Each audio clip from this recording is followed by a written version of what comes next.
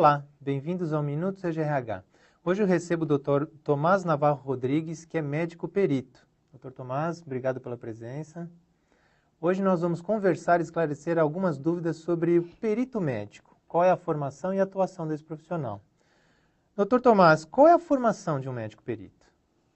Bem, antes de mais nada, um médico perito, ele é médico, ele é formado como médico, depois ele faz uma especialização em perícia médica. Essa perícia médica, ela tem uma abordagem de tentar relacionar causa e efeito daquela doença que você tem em relação ao trabalho.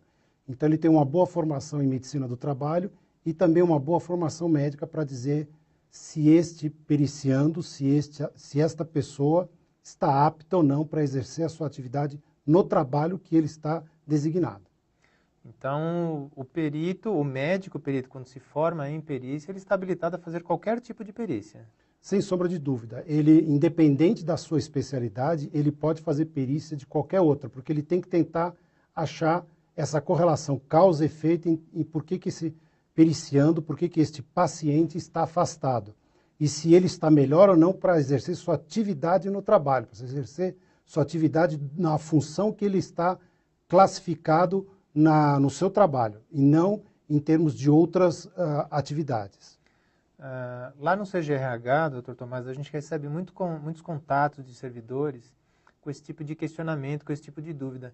Por que eu fui a uma perícia por um determinado CID e um médico que me atendeu, o médico perito que fez a inspeção médica, ele é de uma outra especialidade? Por exemplo, o servidor pode ir na perícia para fins de um osteomuscular, um problema ortopédico, um professor que dá aula e tem uma lesão no ombro, na coluna, e chegando lá ele é atendido por um perito, porém uma outra especialidade desse perito é algo relacionado aos olhos, oftalmologia ou neurologia. Isso é bem possível. E tem algum problema nisso? Nenhum problema, porque todos os médicos peritos, todos não, mas a grande maioria tem uma outra especialidade básica, que é o que ele gosta, que é o que ele atua no seu dia a dia, se é que ele ainda atua. E quando ele faz a especialidade de perícia médica, ele se especializa em tentar achar causa e o nexo causal dessa doença. Independente se ele seja um reumatologista e atender um paciente com problema gastroenterológico. Ele sabe que aquele problema gastroenterológico, qual é o período de afastamento, em quanto tempo ele está apto ou não a voltar naquela sua atividade de profissão, naquela sua atividade da qual ele é designado no seu trabalho. Ou mesmo um clínico geral que vai atender um paciente com psiquiatria, com quadro psiquiátrico, ele também está apto a resolver esses problemas. Salvo grandes exceções que precisa de um grande aparelhato para dizer se tem ou não essa condição, tipo oftalmologia, muitas vezes precisa de um aparelho específico para designar, mas um oftalmologista pode ser um perito de doenças osteomusculares. Mas um ortopedista não consegue ver o fundo de olho se não tiver aquele aparelho para dizer se aquele paciente é apto ou não. Então, tirando essas exceções, a grande maioria das doenças, o perito é apto, porque a especialidade perícia médica é treinado para fazer essas atividades, tentando correlacionar causa e efeito da doença e com relação à sua atividade trabalhista. E qual que é a diferença principal entre o médico assistente e um médico perito? O médico perito, único e exclusivamente, ele vai tentar ver essa correlação. Se você tem ou não condições de exercer o trabalho diante daquela sua doença. O médico assistencialista é aquele que te atende no consultório. A relação médico-paciente tem que ser muito mais intensa. Você vai contar muito mais coisas do que está acontecendo. Você tem uma relação muito mais íntima em termos da sua doença e de todo o seu arsenal, pensando no paciente como uma holístico, ou seja, pensando no paciente como um todo.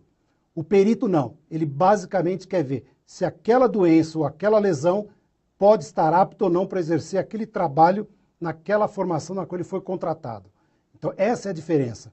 Não pode se misturar o assistencialista nem o médico perito.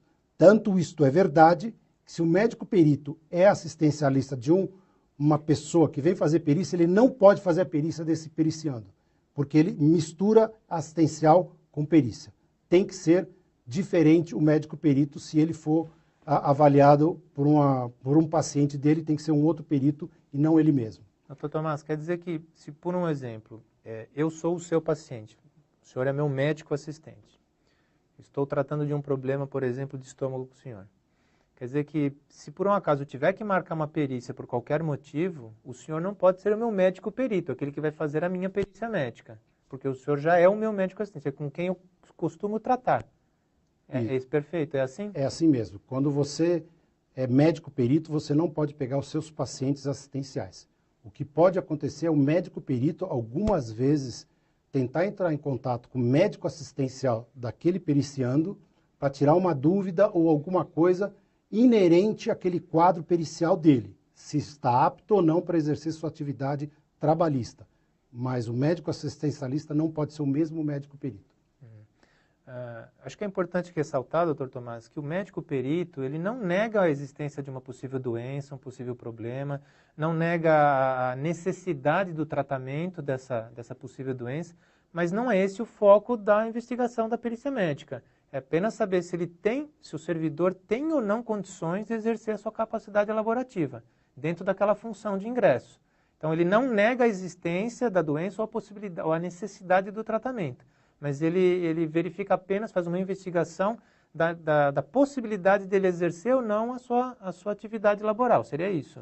Perfeito. E essa investigação pode ser única e exclusivamente pelo exame físico, pode ser através de exames laboratoriais, pode ser através de exames de imagem ou não. O médico perito, dependendo de qual é a doença que o paciente veio te procurar, em termos de avaliação de causa e efeito daquele para exercer sua função trabalhista, ele pode ou não lançar mão de exames complementares ou apenas do exame físico e algumas vezes, por exemplo, nos quadros psiquiátricos, o conversar, o tirar vários dados é extremamente importante. Então ele é treinado para isso e muitas vezes ele consegue, através do puramente o exame físico, ter uma avaliação ou não se esse paciente está apto ou não. Muitas vezes ele não se lança mão de pedir alguns exames ou não se lança a mão de olhar os exames em que o paciente trouxe, que muitas vezes não se faz necessário naquele momento, ele não achou necessário. Mas é sempre recomendável levar o máximo de exames que você tenha, porque pode ser que ele precise. E aí isso vai te ajudar em termos de comprovar ou não se aquela doença está causando incapacidade ou não para exercer aquela função trabalhista. Doutor Tomás, importante esse esclarecimento, o servidor fique atento, porque muitos servidores têm a informação de que tem que levar os exames no dia da perícia, os exames laboratoriais, exames de imagem, mas nem sempre os médicos peritos pedem para olhar esses exames. Então é bom o senhor esclarecer que não é uma obrigação do médico perito olhar todos esses exames. Ele pode ou não, mas é bom, como o senhor comentou, o servidor levar, caso o médico perito solicite, você tem esses exames à mão para mostrar. Perfeito. Muitas vezes as pessoas fazem uma correlação de perícia em engenharia, por exemplo. Na perícia em engenharia você tem um material que foi construído, que ele foi construído há 10 anos atrás, é aquele material, ele te traz hoje, você consegue avaliar. A perícia médica não. Se você trouxer um exame, por exemplo, se tem anemia ou não, de 3 meses atrás, não tem tanto valor com relação a hoje, porque você tem um poder de formar novas hemácias e você não vai estar mais anêmico, provavelmente, naquele momento da perícia.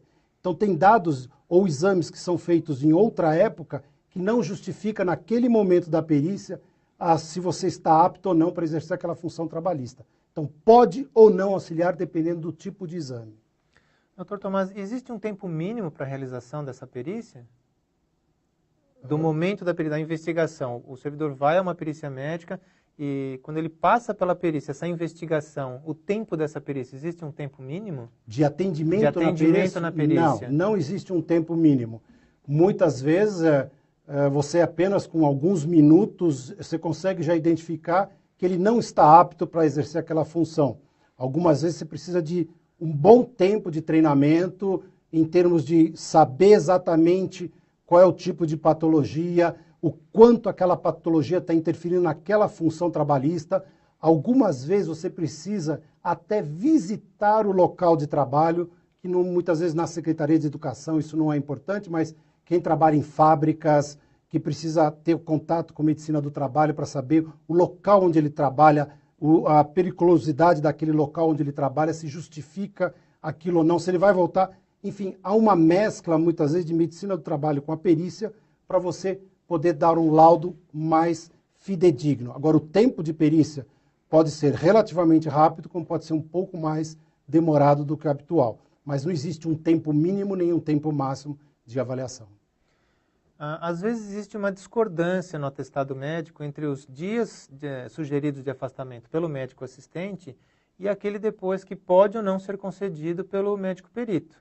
Existe algum amparo legal para essa discordância de dias de afastamento?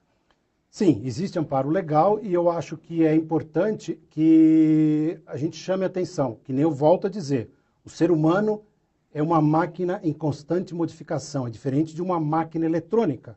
O ser humano muda, uma coisa que ele era 3 meses atrás, há 1 mês atrás, há 1 semana atrás, ele é totalmente diferente hoje.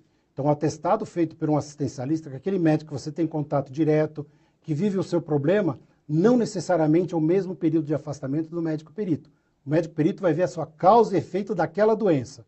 O médico assistencialista vai ver você como um todo, principalmente, e muitas vezes ele dá um prazo maior, ou ele dá um prazo além do que você estipula, sem contar que quando ele viu você viu você numa fase X, e você, como médico perito, está vendo ele numa fase Y. Então, são 2 fases distintas que podem não ter essa concordância do atestado.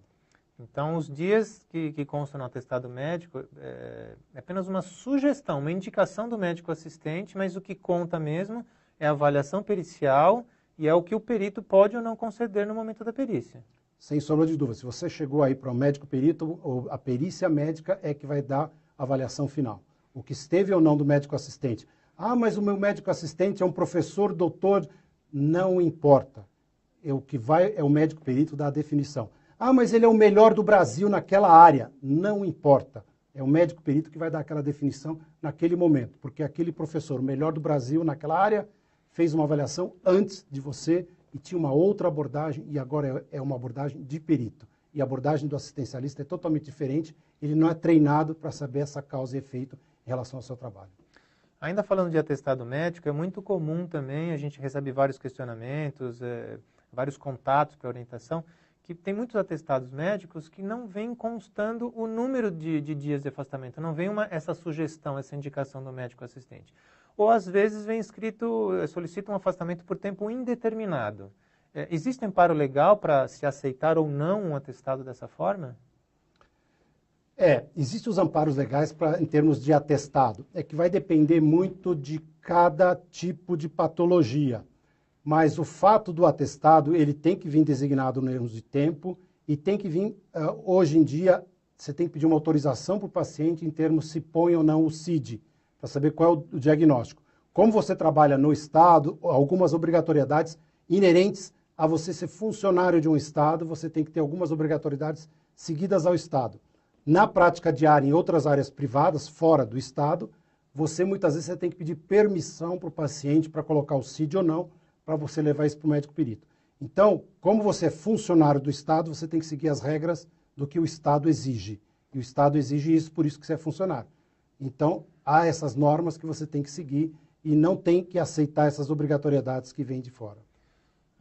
Aproveitando o momento, além dessas normas que partem do Departamento de Perícias Médicas do Estado, com relação ao atestado médico ter que constar o número de dias, lembrando que especificamente o sistema de agendamento online do DPME, que é o sistema eCisla, ele vai aceitar somente, no máximo, 90 dias.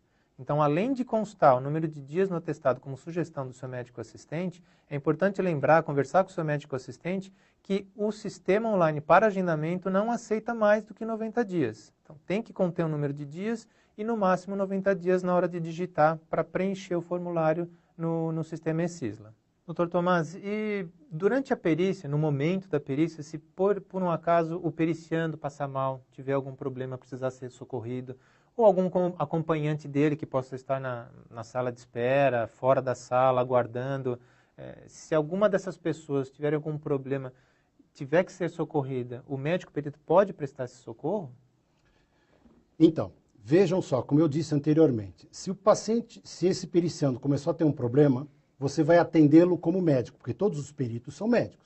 Se você passou a atendê-lo como médico, você passou a ser médico assistencial daquele paciente. você não pode ser mais um médico perito.